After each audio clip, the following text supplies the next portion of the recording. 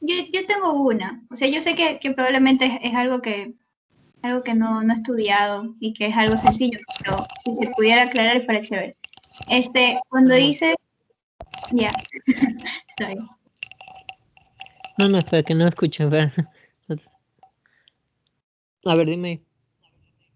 Ajá, o sea, habías dicho que era en el hierro, ferropénica, cuando era hemoglobina, en las talasemias, ¿verdad? O sea, pero serían la hemoglobina es la cadena, el pigmento. Es que también habéis dicho que cuando había un problema en el pigmento era sideroblástica. Ujú. O sea, ¿cuál es la duda? ¿Cuál es la diferencia entre las cadenas y la M? O sea, no es como que las cadenas las cadenas de, ¿de qué? Porque Las la de hemoglobina, porque la hemoglobina en sí es una proteína que está formada por 4 cadenas que son más o menos así ya. 2 cadenas alfa y 2 cadenas beta. Y estas cadenas tienen un núcleo, que son las que las unen, que es el núcleo del pigmento M. Y dentro de ese núcleo hay 4 moléculas de hierro. ¿Ya? Entonces, esa es la estructura de la hemoglobina. Entonces, la hemoglobina está formada por 2 cadenas alfa, 2 cadenas beta, un núcleo de pigmento M y el hierro. Entonces, puede haber 3 cosas: que no hay hierro, que no hay cadenas o que no hay el pigmento. Entonces, cuando no hay pigmento, hierro no tiene dónde depositarse. Entonces, el problema ahí es que ocurre la anemia sideroblástica. Cuando no hay una de estas cadenas, que no es necesario que no haya todas, puede que no tenga una cadena, puede que no tenga 2 cadenas, eso se llama talasemia. Y cuando, bueno, obviamente, cuando no hay hierro es una anemia ferropénica. ¿Cuál es la causa más común de anemia microcítica? la ferropénica. Y ahora sí, muchas gracias, Emilio. Ya, entonces la anemia ferropénica. Y la anemia ferropénica normalmente la mayor parte de las veces no es porque hay una falta en la que come hierro, ¿ya? Entonces la anemia ferropénica puede ser por varios motivos. Puede ser, lo principal es que se te viene a la cabeza es porque no está ingiriéndolo o lo está perdiendo. Y millón normalmente es que lo está perdiendo, a excepción de obviamente de etapas fisiológicas de la vida, como por ejemplo en el crecimiento, en el embarazo, es normal que el paciente tenga una leve anemia ferropénica porque el paciente está usando las reservas de hierro. Entonces lo que tiene que hacer más es ingerir más hierro simplemente. Pero si tú tienes un paciente anciano o un paciente adulto que en general tiene una anemia ferropénica, tú deberías pensar de que está perdiendo hierro. Entonces, ¿cuál es el examen que normalmente aquí pedimos normalmente? De primer paso, casi siempre. Si no hay una pérdida evidente, obviamente, de que no ves epístaxis, no ves un sangrado claro, lo más claro, común es un sangrado digestivo. Entonces, lo más común que se hace es sangre ocultánea. Y después de esto, una endoscopía. Porque la mayor parte de estas anemias ferropénicas en los pacientes viejitos es por un sangrado oculto gastrointestinal, que puede ser un CA sobre todo. Entonces, bueno, ustedes ya vieron cáncer de colon, vieron todo eso. Entonces, la anemia ferropénica en sí es la causa más importante. Toda anemia microcítica, yo debo pensar cómo diferenciar la anemia ferropénica, primero, de largo, recontra que de largo, y sobre todo que el paciente está perdiendo sangre. Entonces hay que buscar dónde es la zona donde está abierta la tubería. ¿Ya?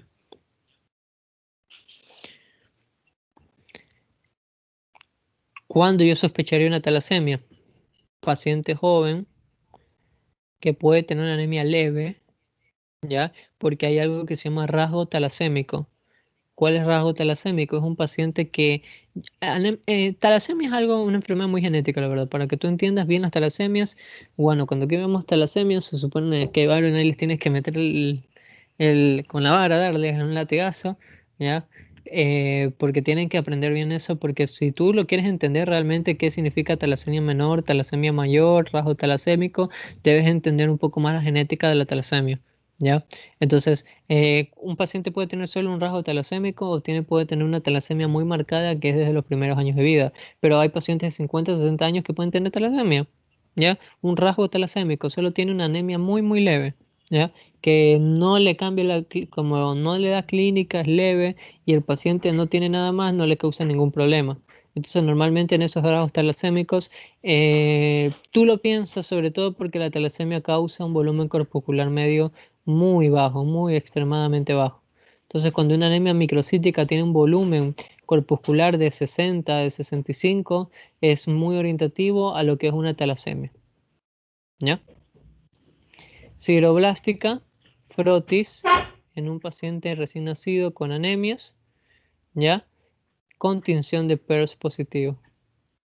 Esta es la tinción que se utiliza para buscar hierro. Entonces ellos tienen un punteado basófilo.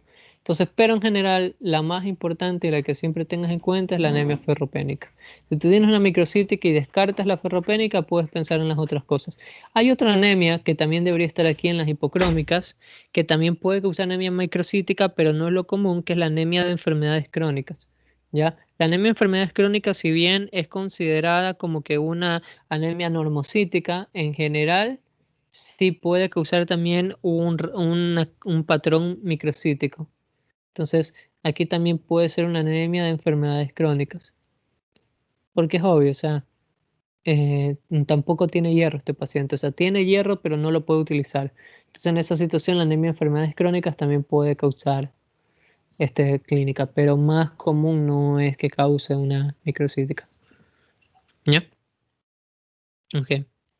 Entonces yo creo que ahí está claro las causas de la micro. Entonces sí abordas una microcítica. Ahora, normocítica. ¿Qué yo tengo que hacer diferencial en la normocítica? A mí aquí lo que más me importa iniciar con el diferencial es si es una anemia regenerativa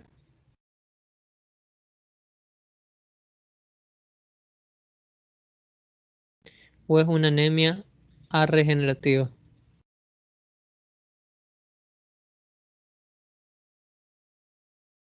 ¿Cómo yo diferencio entre las dos?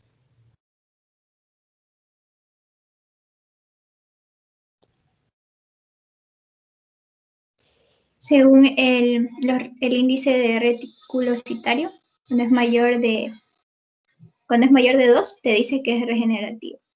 Lo normal es que esté como que hasta de 1 a 2, ¿verdad? Y si está menor a 1, ya te dice que esa médula probablemente no está funcionando. ¿Ya? Lo vas a valorar con dos cosas. Los criterios de hemólisis y lo que es el índice reticulocitario, que es un criterio, pero el punto es que no es el único criterio que deberías valorar en ese paciente. ¿Qué es el índice reticulocitario? ¿Cómo lo sacas?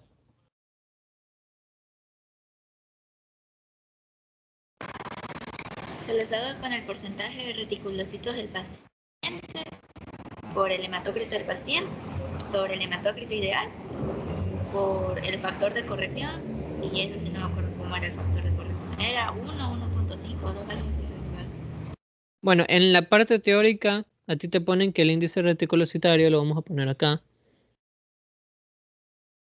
es igual a el porcentaje de reticulocitos que tiene el paciente. Ya, vamos a poner solo porcentaje de reticulocitos por el hematócrito del paciente sobre el hematócrito normal y dividido por un factor de corrección. Que ese factor de corrección va a ser en base de cuál es el porcentaje de hematócrito que tiene el paciente. Si el paciente tiene, por ejemplo, un hematócrito normal que es alrededor de 45, 40, te pone que el factor de corrección es 1%. Y de 45 para abajo va bajando un 0.5% lo que es el factor de corrección. O sea, en 35 normalmente se usa 1.5. En 25 puedes usar 2, ¿ya? Y en 15, 2.5. Entonces tú sacas este factor. ¿Por qué se usa ese factor? Porque lo que pasa es que los reticulocitos miden lo que es la respuesta de los glóbulos, la respuesta de la médula ósea ante una lesión. Entonces, si tú tienes una cosa, una enfermedad en la que en la que los glóbulos rojos se están destruyendo en la periferia, se supone de que la médula va a mandar más soldados para combatir esa pérdida. Entonces, ¿cuáles son los soldados más novatos? ¿Cuáles son los internos de la médula? Son los reticulocitos. Entonces, ustedes saben que los reticulocitos salen antes de estar maduros a la circulación y es por eso de que ellos son los precursores inmaduros. Si hay una enfermedad en la cual hay destrucción de los eritrocitos, pero la médula sigue funcionando, entonces el índice reticulocitario debería estar normal, debería estar elevado, y ese es el punto, que lo normal de reticulocitos en sangre es 1 a 2%, ¿ya? Pero ya yo hoy voy a la pregunta, si tú tienes un paciente anémico con una hemoglobina de 8, yo te pregunto, ¿es fisiológico? ¿Tú dirías que es normal que tenga 1 a 2%?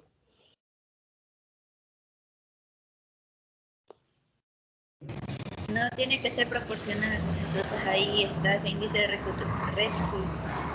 Los reticulocitos están intentando mantener, por la hemoglobina está muy baja, ¿no? O sea, sí, él es 8 gramos, es una anemia moderada severa, o sea, está con muy poca sangre y que la médula solo esté produciendo 1% de reticulocitos, que si bien en los valores de laboratorio te va a salir normal, pero es muy poco. Me está diciendo que la médula no está respondiendo como debe, o sea, se me está incendiando la casa y yo estoy echando un balde de agua. O sea, no hay una proporción a la pérdida que tiene el paciente. Entonces, una médula normal, sana, sería si la médula está produciendo 7, 6% de reticulocitos. Entonces yo diría sí está respondiendo la médula. Pero con esto de aquí me está haciendo pensar de que el paciente tiene una anemia regenerativa, de que no está respondiendo para la pérdida que está teniendo el paciente. Entonces ese es un punto clave que debes tener en cuenta. Y más, nosotros usamos el ojímetro, nosotros casi no usamos realmente la fórmula. La fórmula te dice exactamente cuánto debería ser la respuesta, pero normalmente la cosa es muy visible. Si una médula no responde, tú vas a ver un reticulocito normal, ¿ya? Entonces, si la médula no responde, reticulocito normal, y si la médula está respondiendo, tú vas a ver unos reticulocitos de 5, de 6, de 7. Entonces, normalmente así tú puedes ir valorando a los pacientes y ese es el punto del índice reticulocitario. Cuando sí hay respuesta, tú piensas de que es una anemia regenerativa, perdón. Ahora, normalmente el índice reticulocitario está relacionado con la hemólisis. ¿A qué me refiero? Cuando hay una anemia hemolítica, la mayoría de las anemias hemolíticas causan una respuesta de la médula ósea, porque el problema no está en la médula, el problema está fuera de la médula y está siendo destruido los eritrocitos. Entonces, normalmente una anemia regenerativa es más o menos sinónimo de dos cosas. Una cosa importante es los sangrados agudos. Y es obvio, obviamente, ¿no? Si un paciente pierde una pinta de sangre, 1 litro de sangre, 500 ml, obviamente va a tener una anemia regenerativa. La médula va a responder, ¿ya? Y la otra, que es la que más me importa porque los sangrados agudos son evidentes, normalmente, es la hemólisis, las anemias hemolíticas. Entonces, ¿cuáles son los criterios de hemólisis?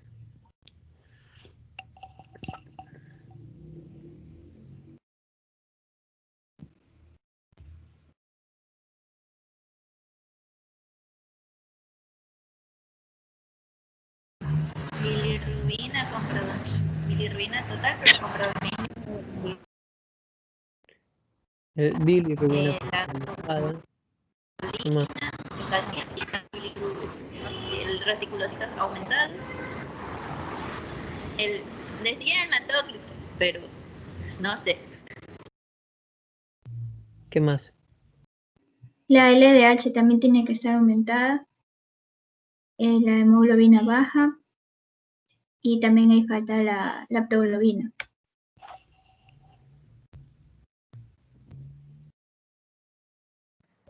¿Sabes, Emilio, que ese día que Carlos nos volvió a recordar los criterios de hemólisis? Nos dijo que no pongamos a la hemoglobina baja como criterio de hemólisis. Porque es anemia, pero es obvio. Ah, ya, pero bueno. O sea, de ley va a estar hemoglobina baja.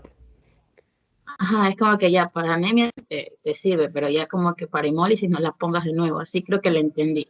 Sí, pero o sea, es obvio, igual es una anemia hemolítica, igual vas a tener hemoglobina baja. O sea, tampoco hay que hacerse lío. Bueno, por Ahora, ese hay día sí rasgos, estaban hechos líos. es que hay leves rasgos, por ejemplo, en el rasgo talasémico que puede haber una hemólisis tan leve de que la hemoglobina esté prácticamente normal, pero el paciente tiene una hemólisis leve que está siendo compensada, ¿ya? Pero normalmente, o sea, normalmente tiene una anemia, solo que es una anemia leve. Bueno, no se hagan lío. Ahora, ¿cuáles son causas de A regenerativa?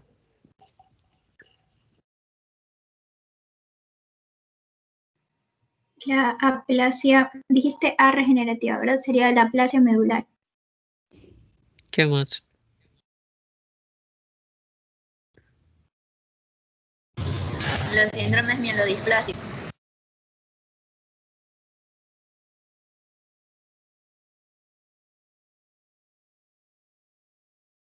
Voy a poner aquí un asterisco. La fibrosis medular idiopática, creo que se dice así. Mielofibrosis. Esa mielofibrosis. ¿Qué más?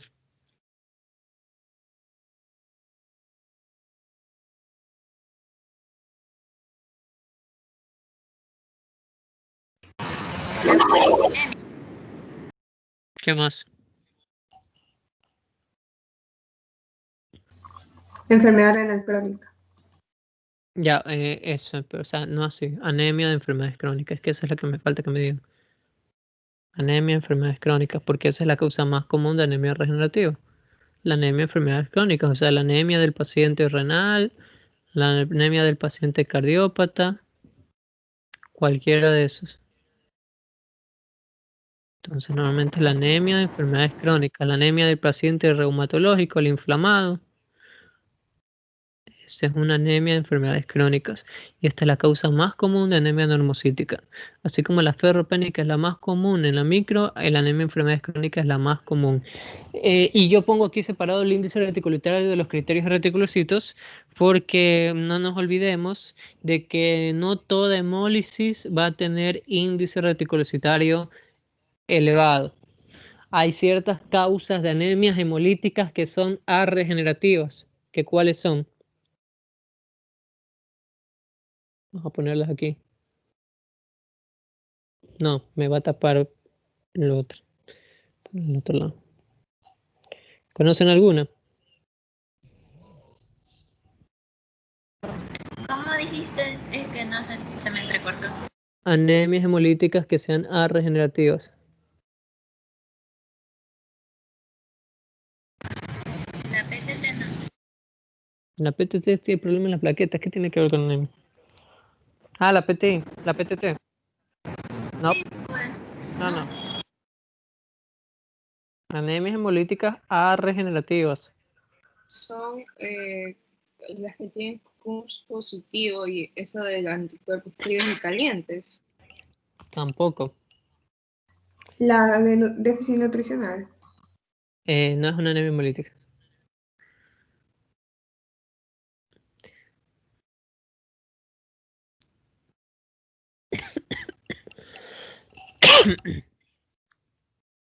A ver, otro intento. Vamos. Las crío.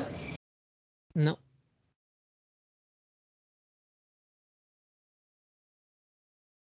Vamos, sigan intentando. Perdón. Tienes que mejorar un poco lo del déficit nutricional. Ahí me puedes decir una, pero tienes que mejorarlo un poquito.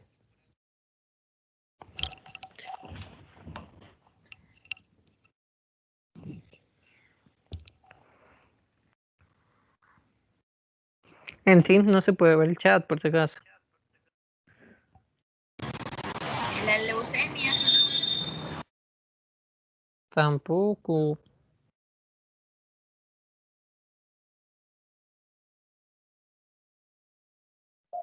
Un lupus. ¿Dónde No. entrarían todas estas que estudiamos cuando veíamos las microangiopáticas? O sea, también entraría en ayuno. A ver, antes de decirles eso, son 3. Ya les voy adelantando. Ya. Esto es anemia hemolítica con reticulocitos bajos, porque normalmente la mayoría de las anemias hemolíticas tienen reticulocitos elevados, pero hay 3 porque está con problemas la médula. O sea, es una anemia hemolítica que sí está afectando la médula. Entonces yo les dejo ya la pelotita en eso. ¿Ya? Cuando tú tienes un paciente que sospecha hemólisis, porque tengamos claro, regenerativa, sangrado o hemólisis. Entonces, cuando es hemólisis, cuando yo sospecho en esto, busco criterios de hemólisis. Si tiene criterios de hemólisis, es una anemia regenerativa y es muy fácil esto y tenerlo bien claro porque el sangrado agudo normalmente es evidente, ¿ya? Entonces, eso es más fácil y normalmente compromete signos vitales, entonces obviarse un sangrado agudo es más difícil. En cambio, las hemolíticas, siempre cuando tú tienes una normocítica con índice reticulario elevado, yo debo pensar en una anemia hemolítica. Fin. ¿Ya? Entonces busco criterios de hemólisis, los criterios de hemólisis me salen positivos y yo voy al siguiente paso. ¿Cuál es el siguiente paso de las anemias hemolíticas? Clasificarlas. ¿Cómo yo las clasifico? ¿Son de origen inmune o no inmune?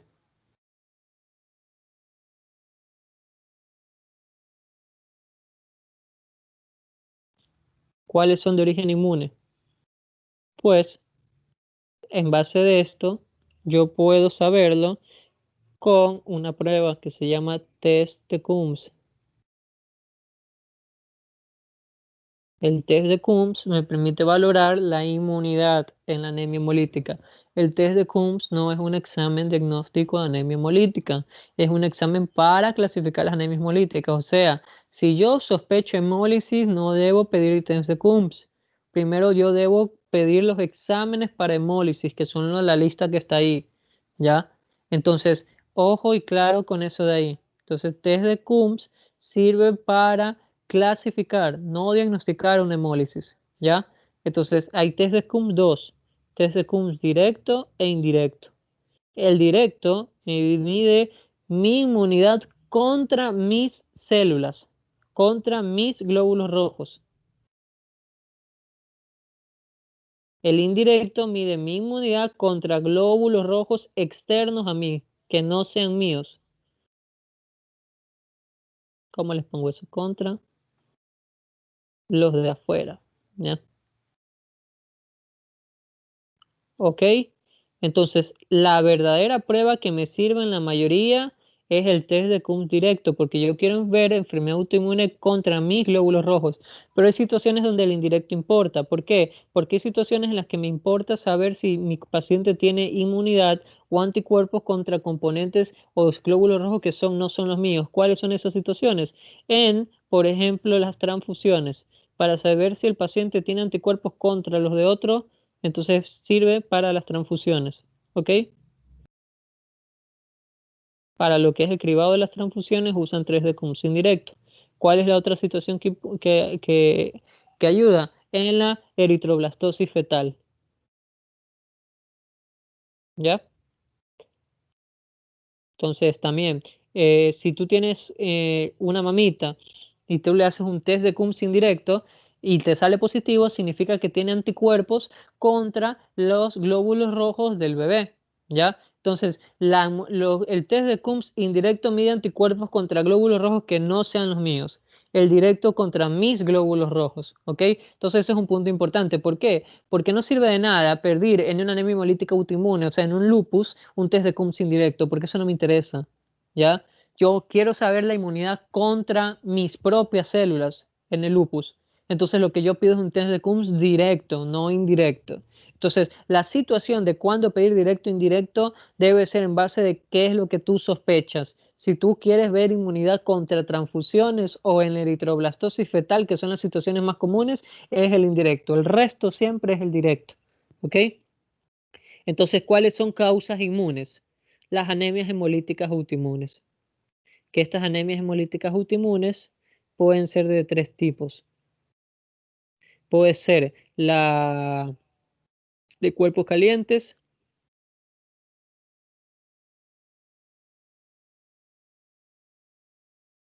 la de cuerpos fríos y una mixta.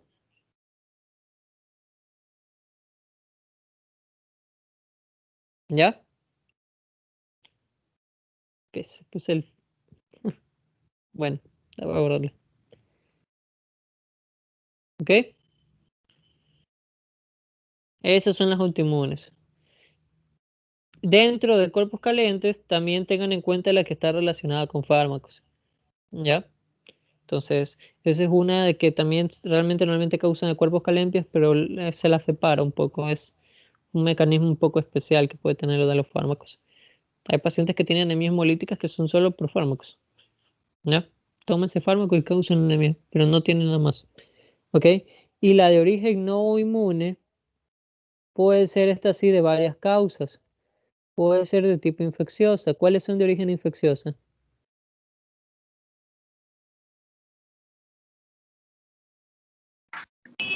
Ahí sí entra la PTT. No, La malaria.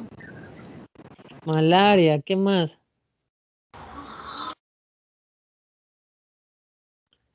Abajito de nuestro país, ¿qué tienen?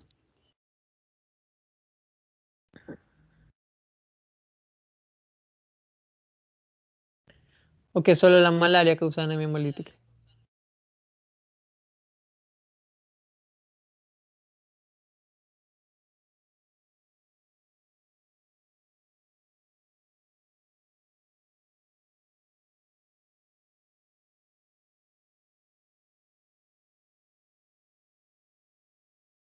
¿Aló? ¿Qué pasa? ¿Solo malaria? ¿Qué pasa?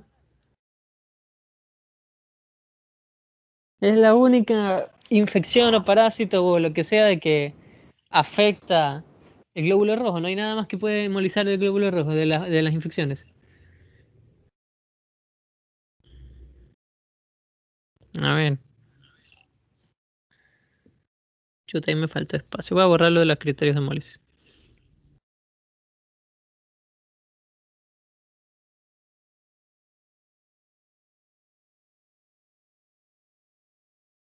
Ya. A ver, entonces, El VIH. malaria, VIH. Dengue. Es rarísimo. ¿No es el Yo nunca había parvovirus? visto. Yo, ¿qué? No, no era por parvovirus. Ya, ahí está algo especial en eso de ahí.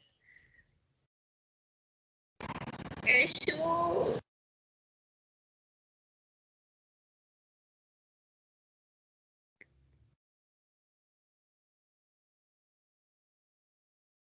Ya le mismo le explico eso. Pero ya dijo una. Bueno, ahora, infecciosas, malaria, borreliosis. Y les dije más abajo de nuestro país, la fiebre de la verruga peruana. ¿No la han escuchado? Es la Bartonelosis, que eso ocurre en Perú, es una enfermedad endémica de Perú. Esta de aquí es una enfermedad en la que puede tener dos tipos de formas. Una forma en la que es dermatológica, que simplemente es una verruguita, o los salados, en los que les da una enfermedad más sistémica y causa una hemólisis severa, recontra que severa. Entonces eso se llama la bartonelosis o la fiebre de la verruga peruana. ¿Ok? Entonces esas son las causas infecciosas, ¿ya? Otras causas, microangiopatías trombóticas. ¿Cuáles son las microangiopatías trombóticas? SHU, PTT, CID. Tienes un eco. Eh, Help. help. Y eso de la válvula aórtica, que o sea, también lo Sí. incluyen al como diferencia. Las anemias hemolíticas, pero no aquí. Mira, a ver. Las anemias hemolíticas de origen traumático es cuando el glóbulo rojo se rompe por la fricción en el paso por la sangre. Que esto puede ser en sí de dos tipos. microangiopática, que son estas de aquí, y de origen macroangiopática. Entonces hay anemias hemolíticas macroangiopáticas. Como hay micro y macro, ya por algo le llamaron micro. ¿Cuáles son las macro? La macro es la anemia del deportista, del atleta, o la anemia relacionada con las válvulas mecánicas, que ya no pasa tanto porque las nuevas válvulas no causan esta anemia. Las válvulas antiguas que eran de metal, esas de ahí hemolizaban los glóbulos rojos cuando pasaban y chocaban contra el metal.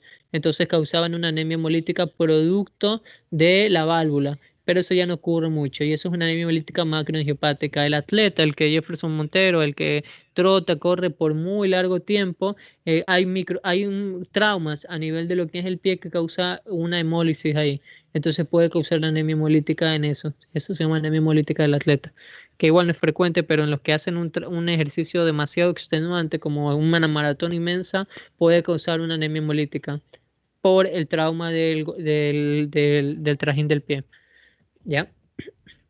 Entonces, esa es otra causa. Está bien, pero eso es macro, no es microangiopática. ¿Cuál es otra causa? Aquí están las alteraciones enzimáticas.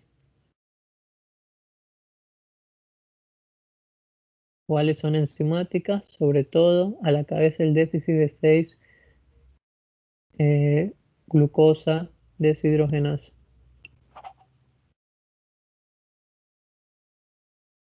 Mira, que es una de las más comunes.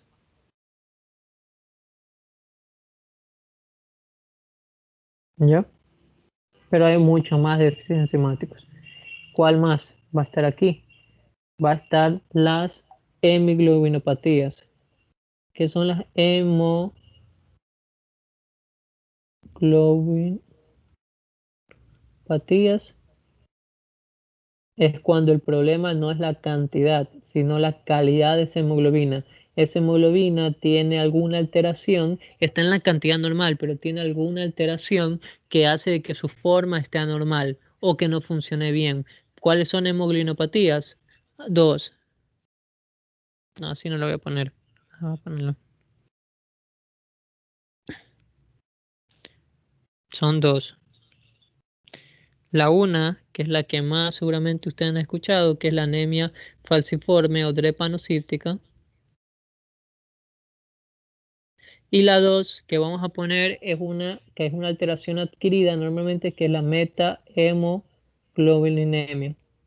Estos son hemoglobinopatías. Hay otras alteraciones genéticas, pero la drepanocitosis de largo es la más importante, ¿ya? Es la más frecuente, ¿ya? Ahí me entra la talasemia también. ¿La? Talasemia. No, estoy diciendo.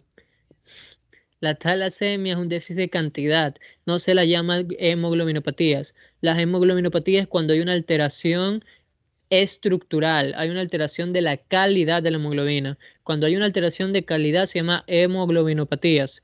Cuando es de alteración de cantidad se llama enfermedades talasémicas. ¿Ya? Talasemia no es una enfermedad, talasemia es un grupo de enfermedades. Si tú me dices talasemia mayor, talasemia menor, rasgo talasémico, esas son enfermedades. ¿Ya? Emilio, y por si acaso aquí no entran las esferocitosis también. No. Sí es hemolítica y te va a dar esa clínica, pero no la pongo aquí porque es un patrón de microcitosis. Entonces ella es más fácil de ubicarla. ¿Ya? Estamos poniendo aquí todas las que son normocíticas. Pero si hablamos de hemolíticas, también obviamente aquí vamos a poner talasemias, aquí vamos a poner esferocitosis. Pero todas esas causan una anemia microcítica. La drepanocitosis te causa una anemia normocítica. ¿Ok? Y el déficit de 6 glucosa deshidrogenasa, anemia normocítica. Microangiopatía trombótica, normocítica. Bartonelosis, normocítica. Malaria, normocítica. Todas estas son causas de anemia normocítica. ¿Ok?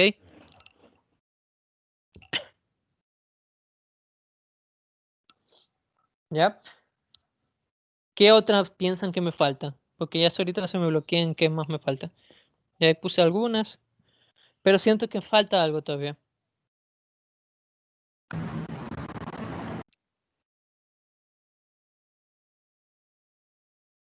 ¿Está todo? De las mismas que son por por la hemoglobina, eso, o por otra cosa. Acá. O sea, no me estás diciendo mucho ahí, pues. No, o sea, es que en las enzimopatías, la vez Carlos nos enseñó lo de la glucosa, lo de la piruvatocinasa. Y en las de hemoglobina nos puso de drepanocitosis y sus variantes. Y nos puso Sí, aquí está la de Barcelona, ¿ya? Pero esas son formas raras, ¿ya? O sea, eso está dentro de hemoglobinopatías. Pero ya les digo, la más importante es la drépano, pero ustedes van a ver dos más, que es la hemoglobina de Kansas y la hemoglobina de Barcelona. Pero esa la van a ver en las variantes. Pero ya está ese grupo, me refiero a algo fuera de hemoglobinopatías y de enzimáticas. Porque enzimáticas obviamente no solo es déficit de glucosa, hay otros déficits enzimáticos, ¿ya? Pero además de eso, hay otro grupo que me falta, infecciosa, macroenzimática, creo que ahí está. Las porfirias. No, no mucho. Eso también es enzimático. Bueno, creo que ahí están todas, ¿ya? Entonces, esos son los pasos para lo que es normocítica. Normocítica puede ser dos cosas. O pienso en hemólisis o pienso en la regeneración. Es decir, aplasia medular y anemia de enfermedades crónicas. Esos son mis dos diferenciales más importantes, que yo les voy a poner resultados, ¿ya? Son los más importantes que debes tener en cuenta. La aplasia medular y la anemia de enfermedades crónicas en las regenerativas. Y en las regenerativas, sobre todo, lo importante aquí es hemólisis. La hemólisis, el siguiente paso es el test de Coombs, en de tipo inmune, no inmune. La más frecuente de las de tipo inmune es la anemia de cuerpos calientes. La anemia de lupus es de cuerpos calientes. La anemia hemolítica autoinmune idiopática es de cuerpos calientes. La mayoría de las anemias autoinmunes son de cuerpos calientes. Cuerpos fríos son raras, son muy poco frecuentes y son solo un pequeño grupo de enfermedades que puede causar, que normalmente son cánceres o las infecciones por micoplasma, pero es menos frecuente. Y de tipo no inmune, tengan en cuenta que en nuestro país mucho malaria, ¿ya? Tengan en cuenta las MAT, que las MAT ustedes ya las saben, ¿ya? Y las enzimáticas, las hemoglobinopatías, la drepanocítica, muy importante. Y todo esto igual van a ver cada una de estas enfermedades más profundas. Pero, También me falta la binuria paroxística nocturna. ya, muy bien. Ay, sí te ganaste una estrella. Sabía que me faltaba una. ¿Ya? La hemoglobinuria paroxística nocturna. Esa es otra causa de anemia no inmune. Hemoglobinuria paroxística nocturna. ¿Ya? ¿Ok? Ahora, hay enfermedades o anemias hemolíticas que no tienen reticulocitos elevados, o sea, son anemias hemolíticas regenerativas. ¿Cuáles son? Crisis aplásica, crisis megaloblástica,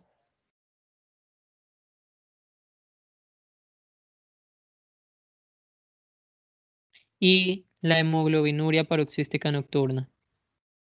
¿Qué es una crisis aplástica y qué es una crisis megaloblástica? Son pacientes que normalmente ellos tienen una anemia hemolítica. Clásico, un drepanocítico. Drepanocitosis bien frecuente, ¿eh?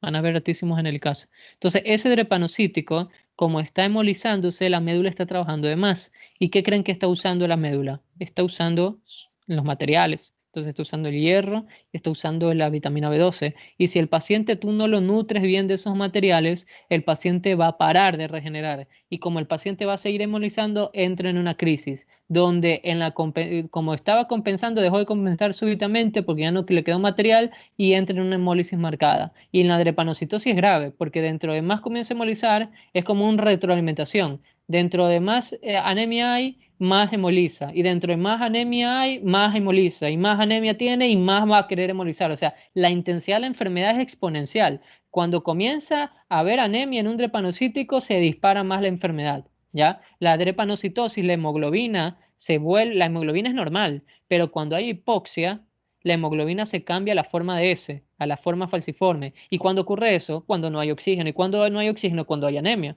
Entonces, es un ciclo en cadena en el drepanocítico. Entonces, que causa anemia puede entrar en crisis el paciente. Y eso se llama crisis megaloblástica. ¿Cuál es otra? El paciente anémico, hemolítico, puede caerle una infección de parvovirus. Y el parvovirus, como uno de ustedes dijo, causa anemia, pero no causa una anemia por hemólisis. El parvovirus causa una anemia plásica. ¿Por qué? Porque el parvovirus causa una leve aplasia medular en todo el mundo. La diferencia es que nosotros no tenemos hemólisis, no tenemos drepanocitosis. Entonces, nosotros, si nos da el parvovirus, la anemia plásica que causa ni siquiera se nota, no tiene ni clínica, entonces no importa. Pero en un paciente que ya tiene una enfermedad anémica de base, sí se nota y causa una crisis aplásica. Esa es otra crisis regenerativa. Entonces, si usted se cuenta, esta crisis hemolítica regenerativa es porque falta materiales en la médula, ¿ya? O porque la médula no funciona en la crisis aplásica. ¿Y cuál es la otra causa de anemia hemolítica sin reticulocitos elevados? La hemoglobinuria paroxística nocturna. ¿Qué es la hemoglobinuria paroxística nocturna? Es una enfermedad autoinmune, perdón, es una enfermedad más o menos, realmente es una forma previa a una neoplasia, más o menos. ¿Por qué? Porque es una enfermedad clonal, ¿ya? Es una enfermedad en la que se está produciendo un clon malo en lo que es la médula ósea y ese clon causa una aplasia medular.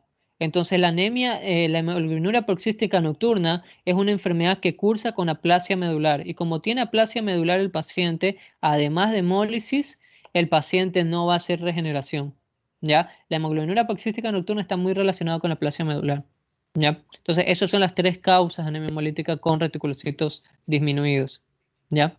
Igual esto lo van a ver un poco más cuando vean cada una de estas enfermedades. Pero bueno, eso es lo normocítico. Entonces, pasos, índice reticulocitario, si es hemólisis, test de Coombs. Si es regenerativo, pienso en aplasia medular o pienso en anemia de enfermedades crónicas. Pienso en una de las dos. ¿Ya? Ok. Macrocítica. ¿Cuándo una anemia es macrocítica? Dice Byron que también la enfermedad de Wilson. Ya. Sí, está bien. Esa es otra. Enfermedad de Wilson. Ella causa una hemólisis de origen no inmune. ¿Ya? Ok. ¿Cuáles son de origen macrocítico? Puede ser de origen propiamente hematológico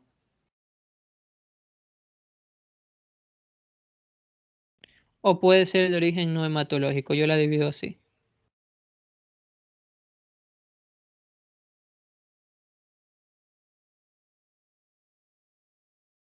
¿Ya?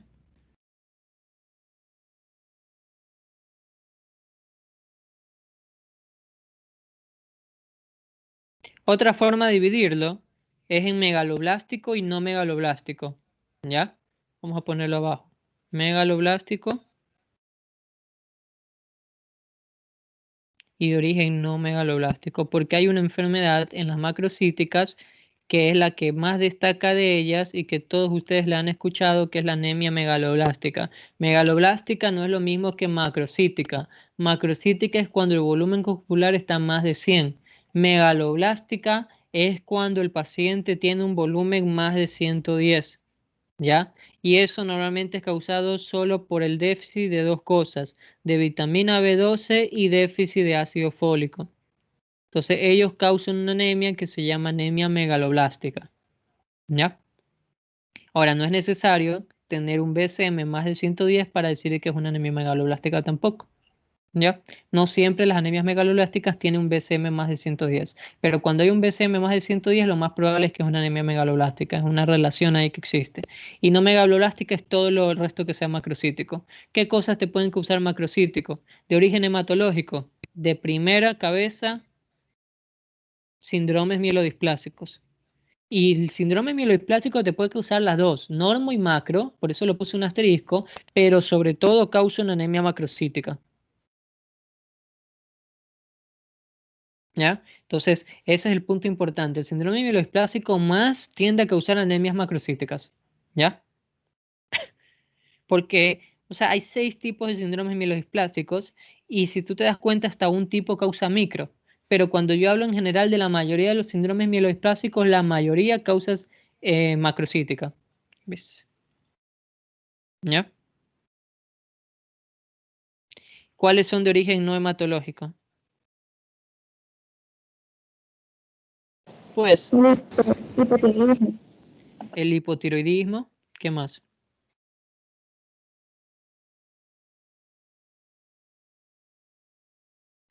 Eh, no, wait. El alcoholismo.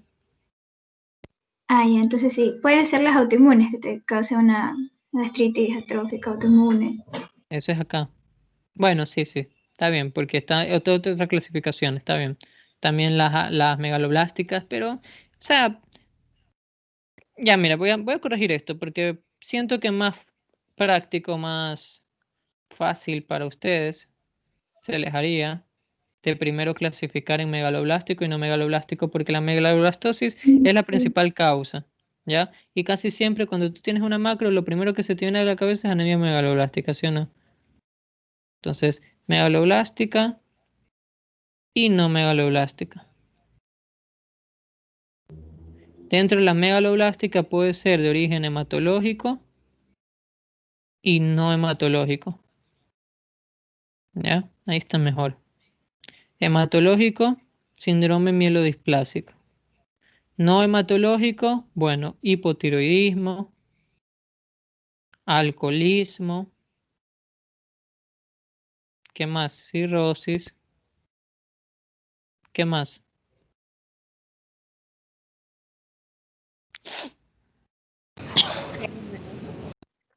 ¿Qué nutricionales entrarían ahí? O sea, por eso los pongo acá, Diana, porque megaloblástica es B12 y ácido fólico. O dices de otro déficit.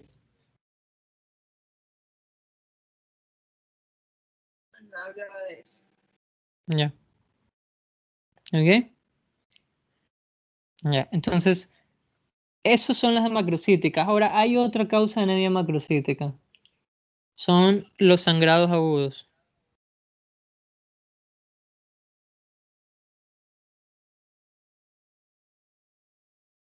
Y las hemólisis agudas.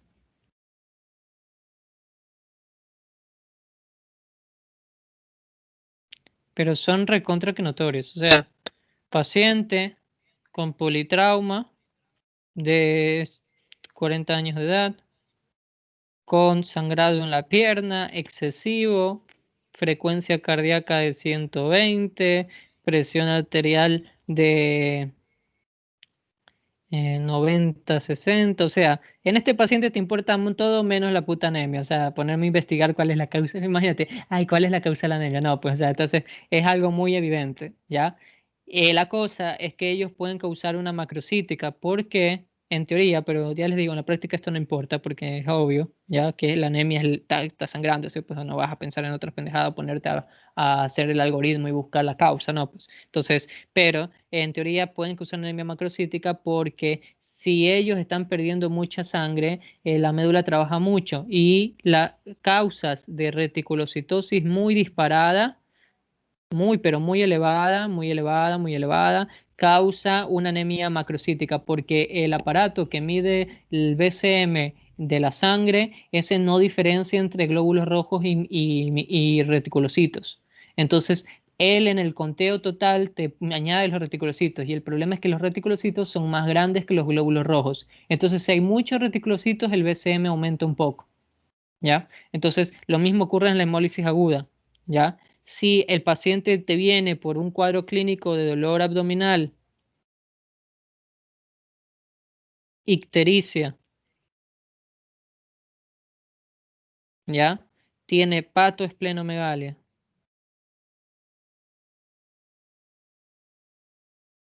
Le ves la biometría y tiene una hemoglobina de 7, una bilirrubina indirecta de 20, una bilirrubina total de 22, 21, bueno, 22 pongámosle, aptoglobina caída, ¿ya? Obviamente caballo blanco, esto es una anemia hemolítica.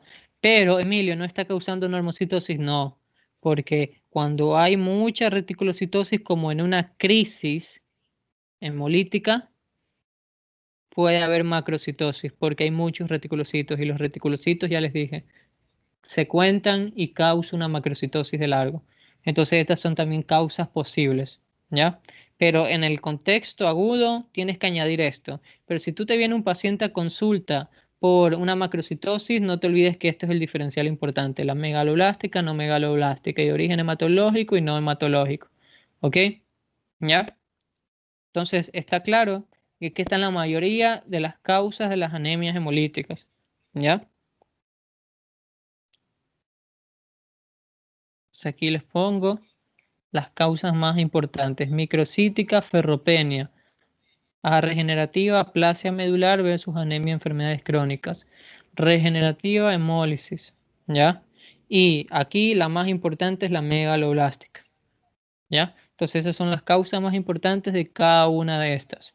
Ahora, también también en esto de abordaje es importante en las anemias tener en cuenta el frotis de sangre. Un frotis de sangre puede ayudarte más o menos, mucho, a veces, mucho, para lo que es el diagnóstico de la enfermedad hematológica. Es un examen muy importante y de hecho es en uno de los primeros pasos. Tú siempre antes de mandarte una punción de médula, cualquier de esas pendejadas, siempre vas a lo más básico. Y lo más básico en hemato es pedir un frotis de sangre periférica. ¿Ya? Entonces el frotis te puede decir mucho, porque la médula cuando está sufriendo manda señales. ¿Ya? Y las señales tú las debes ver primero en la sangre. Porque no sé. Ah, cierto, esta es imagen.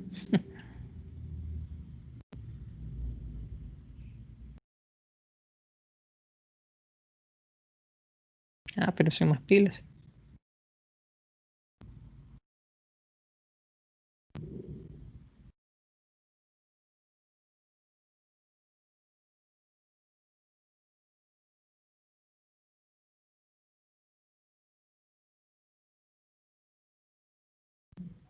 Ya.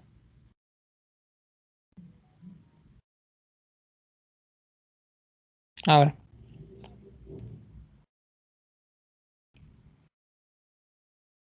Entonces en el frotis yo puedo ver distintas alteraciones. Díganme todas alteraciones que ustedes conozcan. Ustedes ya han visto bastante mato, debieron saber bastante de frotis.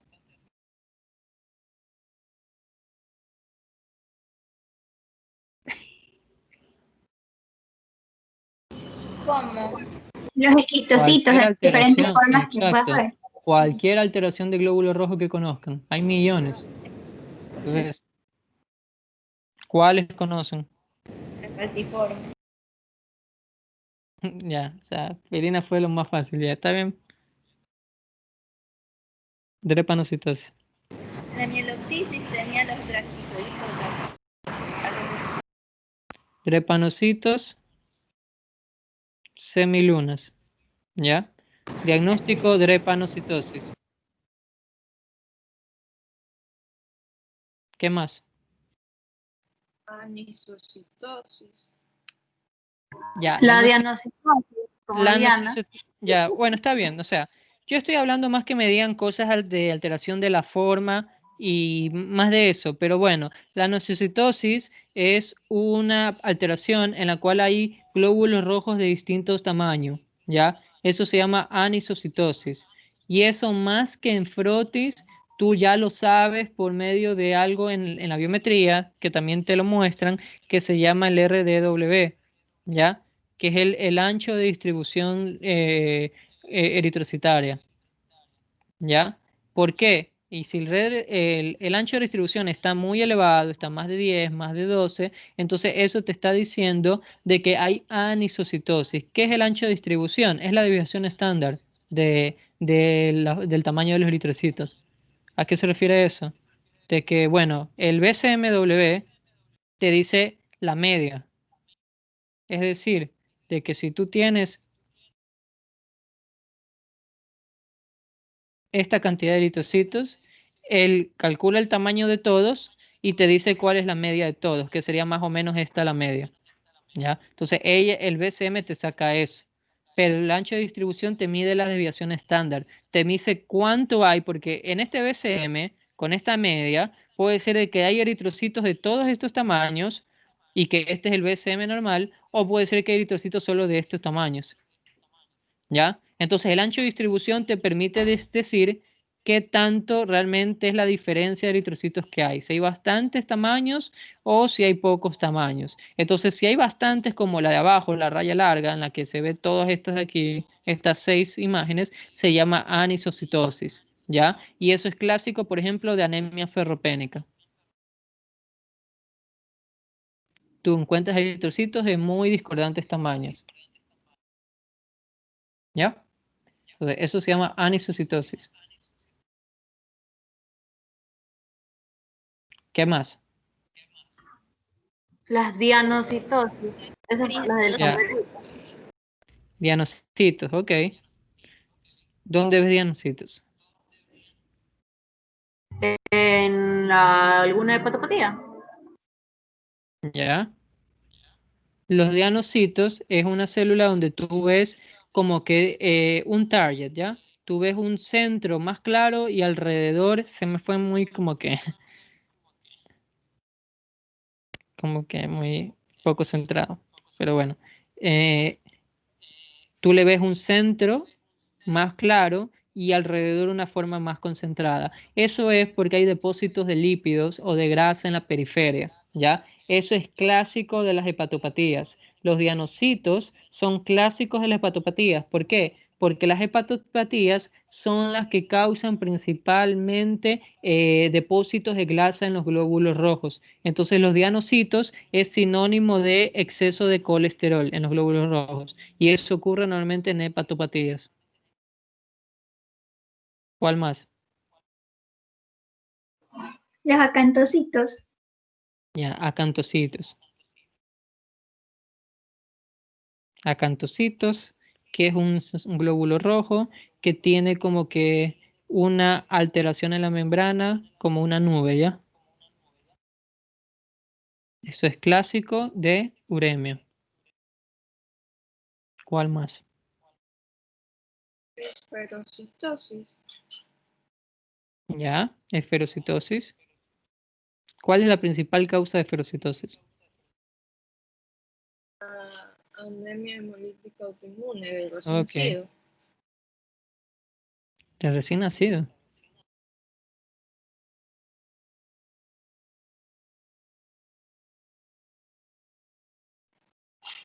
Es que eso no se daba en la incompatibilidad. Sí, eso me dijeron en más, que se daba en incompatibilidad ABO, algo así. Ok, ok. Ya, pero no es a tanto así. O sea, bueno, acantocitos aquí me estoy equivocando, por si acaso. Me estoy confundiendo con los equinocitos. Ahorita estaba pensando.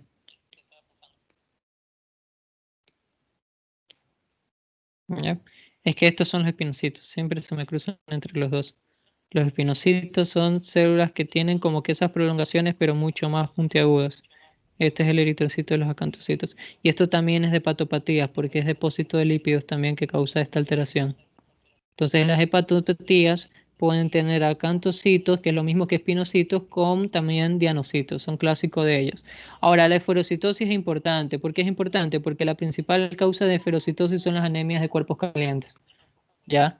Y eso es un punto importante, porque ustedes dicen esferocitos y tú piensan que es esferocitosis todo, y eso no es verdad. La esferocitosis puede ser de dos cosas. Puede ser la una, porque hay una alteración genética en la estructura de la membrana, que eso se llama esferocitosis congénita y es la que estamos hablando acá en el cuadro de microcítica, congénita, ¿ya? Entonces es la causa congénita, que es la del niño y todo, pero también puede ser causa autoinmune.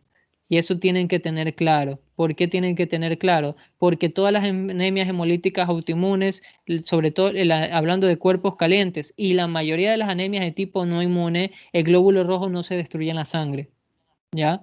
La mayoría de las anemias hemolíticas, el glóbulo rojo no se destruye en la sangre, se destruye en el vaso. ¿Ya? Entonces, la mayoría de las anemias hemolíticas también se las clasifica así, de intravascular y extravascular. La mayoría, casi todas son extravascular, porque la mayoría, casi todas se destruyen en el vaso. Hay pocas que sí se destruye en la sangre. ¿Cuáles son? La malaria, la bartonelosis, la hemoglobinuria paroxística nocturna. De ahí todo, la drepanocitosis, 6-fosfato de hidroxigenasa, ¿cómo se llama? eh, Cuerpos calientes, todo se destruye en el vaso, todo, la esferocitosis, todas estas se destruyen en el vaso. ¿Por qué? Porque el vaso detecta células con forma alterada. Entonces, esa es la cosa. Y lo que hace las anemias de cuerpos calientes, la anemia de cuerpos calientes, como el lupus no destruye la célula, El anticuerpo no destruye el glóbulo rojo. El anticuerpo, aquí está el glóbulo rojo, llega el anticuerpo y el anticuerpo hace que el glóbulo rojo cambie a una forma gorda, a una forma esférica. Y esto viaja al vaso. Y el vaso le hizo alto y conchetum, ¿ya? Le dice, no, tú no tienes la forma normal, te rompo, ¿ya? Entonces, tú en un frotis de una anemia de cuerpos calientes, tú ves esferocitos, ¿ya? O sea, en el lupus tú le haces un frotis y tiene anemia hemolítica, claro, el lupus, porque no todo el lupus tiene, pero bueno, el lupus le haces tú un frotis y tú vas a ver esferocitos, ¿ya? Toda anemia que esté relacionada con anticuerpos, como la eritroblastosis tafetal también, todas tienen que ver con esferocitos, ¿ya? Todas estas de cuerpos calientes, ¿ok? Entonces está claro eso. Por eso es la principal causa. Tengan en cuenta, no toda esferocitosis es esferocitosis hereditaria. Puede ser también de origen autoinmune, que es frecuente. Un lúpico, después no le vas a decir el lúpico encontrar un frotis y le dice, ah, tiene esferocitosis. No, Emilio, una pregunta. ¿Y cómo diferencio la acantocitosis de la equinocitosis si son igualitos? no son igualitos. El equinocito es así. Es que la pantalla está retardada y todavía voy por donde pusiste esferocito y un círculo, entonces no he visto todavía los otros dibujos porque mi internet está súper mal. Este es un equinocito. ¿Ya? Sí hay una diferencia. El espinocito tiene espinas, tiene unas prolongaciones muy largas. El equinocito tiene también sus leves prolongaciones, pero son mucho más pequeños. ¿Ya? Ese es como una nube que yo les decía. ¿Ya? Entonces, esa es la diferencia. Yo sé que no soy Picasso, pero si ustedes buscan en internet esto, igual lo van a ver. O sea, lo pueden ver mejor, me refiero. Entonces, eh, ahí sí tienen alguna duda de esta, pero el equinocito tiene unas prolongaciones un poco más diminutas. Esto es visual. Tú ves frotis y se te quedan, o sea, ya los puedes diferenciar más fácil. Entonces, si ustedes practiquen esto viendo frotis, ¿ya? El equinocitosis sí es propio de la uremia. ¿Qué otra alteración conocen? Emilio, una pregunta. ¿Qué dice después de la media luna? Drepanocitosis. Sacriosito. Ya de acriocito. ¿En qué enfermedad yo encuentro acriocito? Acriocito es cuando tiene una célula que parecen lágrimas. La otra semana tengo que volver a gastar, por ejemplo, 20 más. Da acriocito. Ya tengo aquí ¿En? Talasemia, No, mielofibrosis. es propio de la mieloptisis. Mieloptisis. ¿Ya? Clásico de mieloptisis. Dacriocitos es cuando las células son botadas de la médula. Y eso ocurre sobre todo en la mieloptisis. O sea, es la mejor forma para que tú puedas jugar con él. ¿Cuál más? Para que el dinero te alcance y no te lo bajes. No, yo no, mira, yo no. El liptocito. ¿Cuál? Liptocito, ese que es como volado. Ah, ya. Eliptocitosis. Y los estomatocitos, los de ay, no puedo. Estomatocitos también. Es cuando es una forma muy ovalada de los eliptocitos. Y esto sí es propio de la eleptocitosis hereditaria. Eso también es una causa microcítica porque la membrana está reducida. Eliptocitosis es una mutación de un componente. Hay una mutación que causa un crecimiento transversal del glóbulo rojo, que es la esferocitosis. Y hay uno que causa uno que es longitudinal, que es la eliptocitosis. Son alteraciones de membrana. ¿Ya? Entonces, ese es uno. ¿Ya? Ahora, ¿qué me habían dicho? Ah, ya, también Rolex. ¿Qué era Rolex? En la de empilas de moneda. ¿De quién es clásico eso? De nadie, pero se la ve en mieloma. En pacientes que tengan una vez elevada. Cuando la vez está muy elevada, los eritrocitos se agregan, se aglutinan. ¿Y cuáles son las causas elevadas? Vasculitis. Y también mieloma múltiple. Entonces, en ellos encuentras Rolex. ¿Ya? Ahora, no solo es en forma, sino que también tú tienes que tener de que puede tener ciertas tinciones el eritrocito, que también te pueden orientar a ciertas cosas. Ejemplo, hay una que es que el eritrocito le pasa esto. Este es el eritrocito y tiene unas inclusiones periféricas.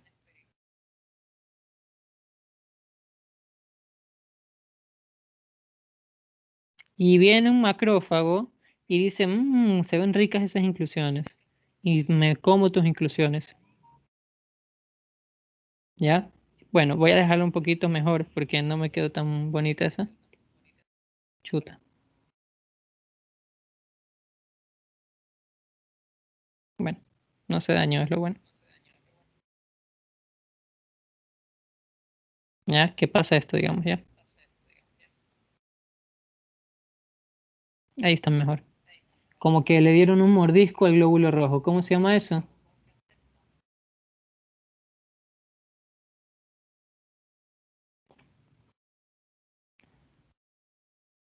Que esto es clásico, el déficit de glucosa, 6-fosfato deshidrogenasa. Despacito, ¿Cómo? Los de Heinz. Sí, algo así. cuerpo de Heinz. ¿Ya? Es esto clásico. La clásica célula en mordisco es cuerpo de Heinz.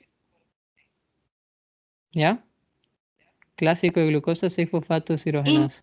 ¿Qué es Ceylan? ¿Qué? También se llama excentrocitosis. ¿Qué? Esa es la que también se llama excentrocitosis, que era por el déficit de glucosa 6-fosfato deshidrogenasa. Es que al inicio te salió entrecortadísimo. Repito, Sí, pues sí, no escuché. que si esa no era la que también se llamaba excentrocitosis, que era por el déficit de glucosa 6-fosfato. Sí, ya. Está bien, pero más ¿Cuál fue el nombre? tienden a ¿Qué dijiste? llamarlo. Es que si no, ¿Ah? Sí, son los excentrocitos. O sea, es que porque es más como que esos depósitos se hacen en la parte excéntrica, en la parte más periférica.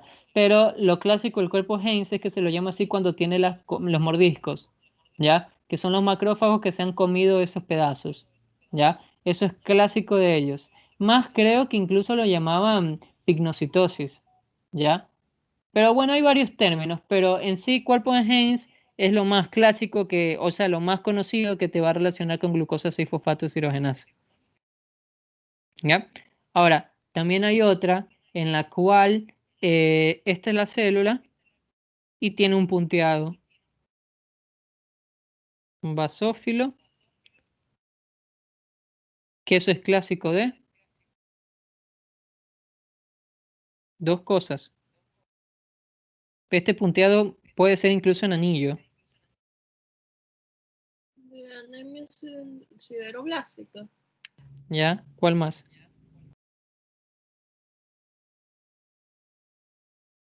Y en beta-talasemias también. ¿Ya? ¿Cuál más? Está bien. Hay una más. Deficiencia de vitamina B12. ¿Ah? Deficiencia de vitamina B12. No, no, no, no. Esa no es tanto eso. los cuerpos de Pampheimer. Es que eso no es, estos no son cuerpos de Panheimer. O sea, esos son otras cosas. Y el de B12 tiene también como que un anillo, pero es distinto. No es lo mismo. Porque Era por el esto, depósito. aquí hay un error también conmigo. Porque esto yo no les digo que esto es con tinción de Pearls. Depende mucho de la tinción. Porque hay cosas que se tiñen con una y otra y significa que es otro componente. Entonces, tinción de Pearls positivo. ¿Ya? Y encuentras ese punteado basófilo. ¿Ya? Que sí, es propio de la anemia sideroblástica por exceso de hierro, talasemia y también por otro metal que puede hacer esta tensión. El plomo. Sí, el saturnismo. Sí.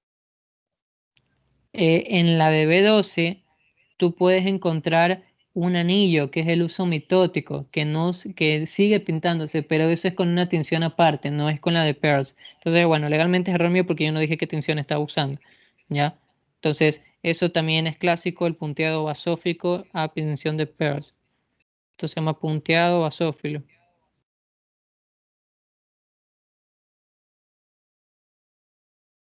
¿Ya? Y hay otro en la cual el núcleo queda inmaduro y queda en el glóbulo rojo. Entonces tú ves un glóbulo rojo con un núcleo que es negruzco y que ocupa una gran parte de la célula. ¿Cómo se llama esto?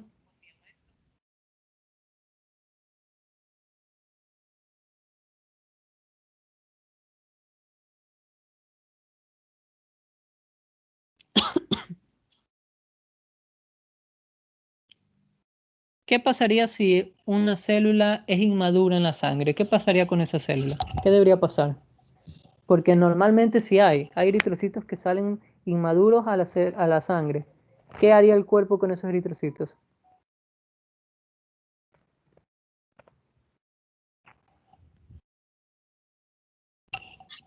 Tendrían que embolizarlos, ¿verdad? Ajá, Sí. lisis. ¿Quién? ¿Quién? ¿Quién se encarga de matarlos? El vaso. El vaso, ¿verdad? Algo así. Entonces, ¿qué pasaría si encuentras muchos de estos? Que el vaso no está funcionando bien. Entonces esto ocurre en los hipoesplenismos.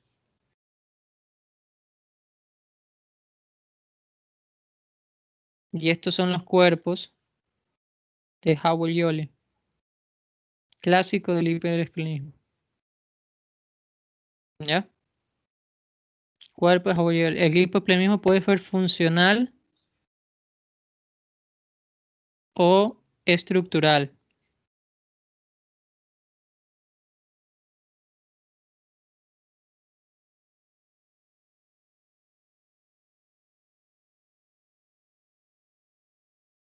¿Ya? Estructural es cuando sacaste el vaso, simplemente. ¿Ya? No tiene vaso, lo sacaste y el paciente tiene una de las funciones que se pierde porque el vaso tiene varias complicaciones cuando se lo saca, es el hipoesplenismo. Y puedes encontrar en la sangre cuerpos de Howell-Yole. Eso es clásico el hipoesplenismo. Y funcional, ¿cuándo es un hipoesplenismo funcional? ¿En qué enfermedad? Hay un hipoesplenismo funcional.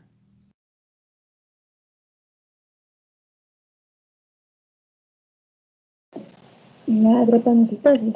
Exacto. Es funcional en la drepanocitosis.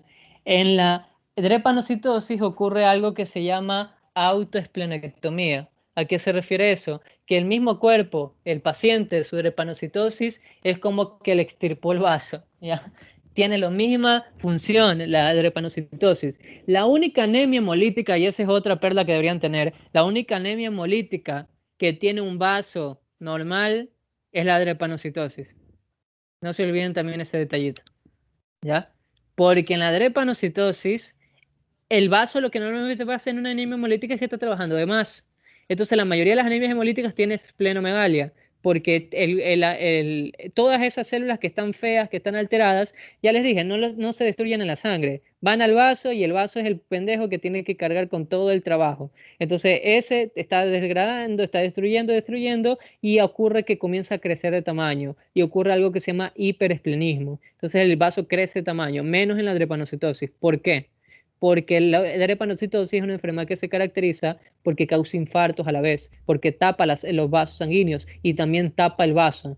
Entonces lo tapa el vaso, lo infarta, el paciente tiene infartos esplénicos y el vaso queda sin función en la drepanocitosis. Entonces eso se llama hipoesplenismo funcional. No le ha sacado el vaso, pero el vaso pierde su función porque ha tenido muchos infartos esplénicos. Eso es clásico de la drepanocitosis.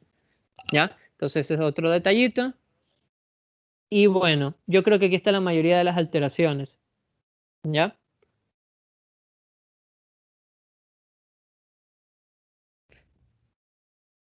Y lo mismo pasa en el vaso, por cierto, con lo de acá, ¿ya?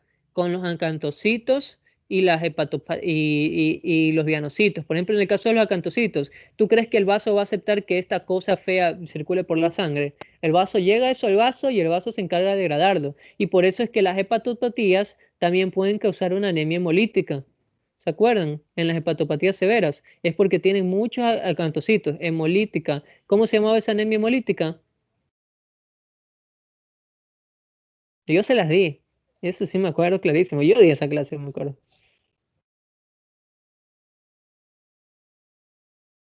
Síndrome de Sierra, Eso. algo síndrome de Sieff. ¿Ya? Entonces, es por esto de aquí, porque estos acantocitos no pueden viajar así en la sangre. El vaso llega al vaso y ese vaso se comienza a trabajar y comienza a ocurrir hemólisis en el vaso. Degrada el vaso. ¿Ya?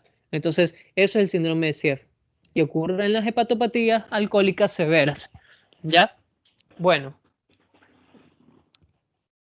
y así ya tienes la mitad de lo que debes saber prácticamente anemias. ¿Ya? Con esto se supone que ya deberías abordar la mayoría de todo. ¿Ya? Entonces no se olviden lo que hemos escuchado hoy, repásenlo, medítenlo. Emilio, Dime. una pregunta. El de los cuerpos de Yoli no eran un puntito. No.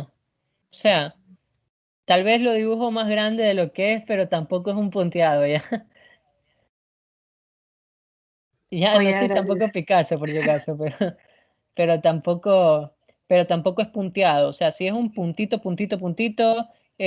si es varios puntitos, eso es punteado basófilo. Tal vez no es tan grande como lo puse, que me pasé de salvaje, ¿ya? Pero son cuerpos Howell-Jolly. O sea, el punto es que son remanentes nucleares que están en lo que es el eritrocito, que sí son de menor tamaño seguramente, pero no te olvides, y ese es el punto, porque igual tú seguramente no vas a dedicarte al laboratorio, por lo menos yo tampoco es que domino el laboratorio, pero si te reportan Howell-Jolly es muy sospechoso de que sea hipoesplenismo.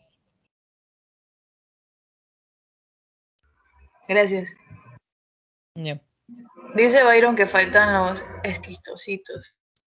Ah, bueno, sí, eso también, y se supone que igual ya lo vieron, los esquistocitos. ¿Dónde son los esquistocitos?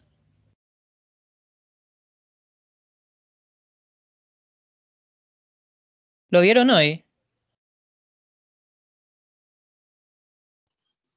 Son los ¿Tuvieron que lección eran hoy? fragmentados.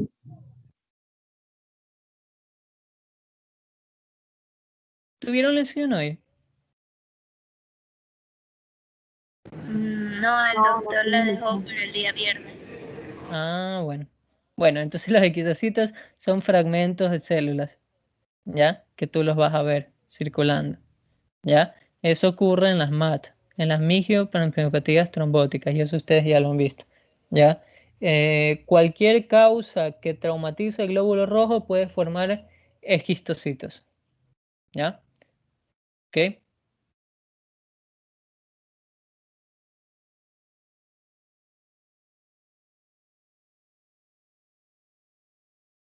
Bueno, El día miércoles vas a venir también. no, pues sí, estoy trabajando. ¿Qué te pasa? En serio, ¿quién no entiende? Es que tengo trabajo, Y el día sábado. ¿no? También tengo un trabajo. No, bueno, probablemente voy a tener. No, el sábado no puedo porque tengo un congreso. Ayer. Y el domingo. Ah, no, Katy. Ya, igual esto para ustedes se supone que debería haber sido como que un repaso. Ahorita es como que han visto todo el primer parcial de mato y se supone que esto es como que algo que se están recordando estas cositas. ¿Ya?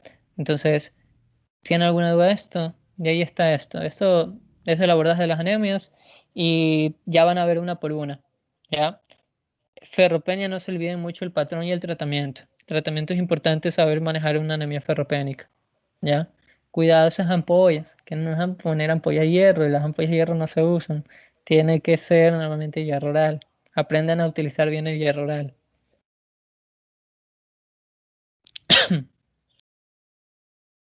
Bueno,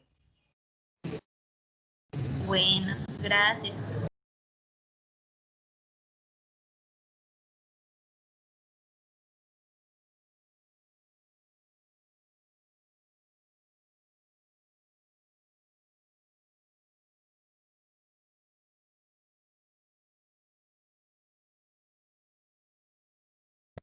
Gracias. Ya nos podemos ir, ¿verdad?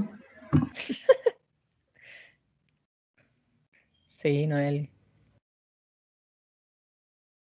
Gracias. No te olvides de visitarnos, dice Diana, por favor. Gracias, Emilio.